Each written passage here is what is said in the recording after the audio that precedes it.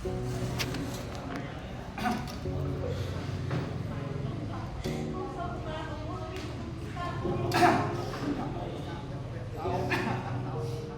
រត្រូវរើគ្នារវាងឪពុកនិងកូនកើតមានឡើងបន្ទាប់ពីការសម្រោះសម្រួលនិងផ្សះផ្សាបញ្ចប់វិវាទរបស់មន្ត្រីសម្រោះសម្រួលដោះស្រាយវិវាទនៃ ODK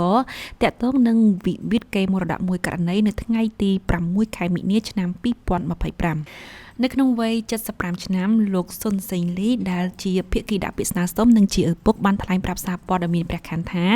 លោកពេញចិត្តដំណើរការសម្រោះសម្រួលនិងផ្សះផ្សាបញ្ចប់វិវាទរបស់មន្ត្រីសម្រោះសម្រួលនៃ ODK ដែលចុះមកដល់មូលដ្ឋានគាត់រស់នៅដើម្បីសម្រោះសម្រួលផ្សះផ្សាបញ្ចប់វិវាទនៅក្នុងវិវាទបែងចែកកេរមរតករវាងលោកនិងកូនខ្ញុំអត់មានអ្វីនឹងការតបស្នងសងគុណដល់អាជ្ញាធរជាតិហើយម្យ៉ាងទៀតយកច្បាប់ពុទ្ធសាសនាផងរឿងអ្វីដែលការកន្លងមកហើយខ្ញុំអត់មានរំលឹកមកវិញទេហើយដូច្នេះហើយបានខ្ញុំមានសេចក្តីត្រេកអរហើយទៅតែ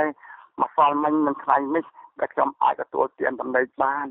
ក្នុងពេលជាមួយគ្នានេះអ្នកស្រីលីស្រីម៉ាចជាកូនស្រីម្នាក់ក្នុងចំណោមបងប្អូន3នាក់ដែលសំពះសុំទោសការលើកលែងពីឪពុកបានបញ្ជាក់ប្រាប់សារព័ត៌មានព្រះខ័នដែរថា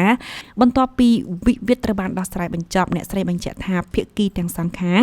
រស់នៅដោយភាពស្ងប់ស្ងាត់រៀងៗខ្លួនអ្នកស្រីលីស្រីម៉ាចក៏បានលើកសរសើរចំពោះអរិយាប័ត្ររបស់មន្ត្រីសម្រោះសម្រួលដោះស្រាយវិវាទនៃ ODK ដែលប្រើប្រាស់ភាពជាបងប្អូនមកធ្វើការពលគឺមិនមែនសំអាងថាខ្លួនឯងជាមន្ត្រីខ្ញុំថាគាត់ដោះស្រាយល្អគាត់វាថាស្រមសម្រួលទៅវាថាត្រូវចិត្តឪពុកខ្ញុំហើយត្រូវចិត្តបងប្អូនខ្ញុំថាគាត់ខ្ញុំទៅរលូនគាត់ដោះស្រាយមកឯថារវាងថាមិនមែនរបៀបផ្នែកធ្វើការវាថារបៀបបងប្អូនចេះចិត្តដិតអញ្ចឹងចង់និយាយអញ្ចឹងនិយាយទៅសភាពធម្មតាស្ងប់ស្ងាត់ធម្មតាថាគាត់តែគាត់យើងគាត់អត់មានណារឿងអ្នកណាគេទាំងអស់ស្ងប់ស្ងាត់គួរជម្រាបជូនថាវិវាទខាងលើត្រូវបានសម្រោះសម្រួលផ្សះផ្សាបញ្ចប់បន្ទាប់ពីមន្ត្រីសម្រោះសម្រួលដោះស្រាយវិវាទនៃ ODK រួមមានលោកជាតារាវុធលោកងឿនសុកជាបានចុះទៅសម្រោះសម្រួលផ្សះផ្សាដល់សង្កាត់អូចាក្រុងបាត់ដំបងនៅថ្ងៃប្រហ័សទី6 ខែមិនិនាឆ្នាំ2025តាមអាជ្ញាធរជាតិដោះស្រាយវិវាទក្រៅប្រព័ន្ធតុលាការមន្ត្រីសម្រោះសម្រួលដោះស្រាយវិវាទនៃ ODK បានពិនិត្យសិក្សានិងយកចិត្តទុកដាក់ក្នុងការដោះស្រាយវិវាទនិងបានឈានទៅដល់ការដោះស្រាយបញ្ចប់វិវាទនេះជាស្ថាពរដោយផ្អែកលើឆន្ទៈព្រមព្រៀងរបស់គូភាគី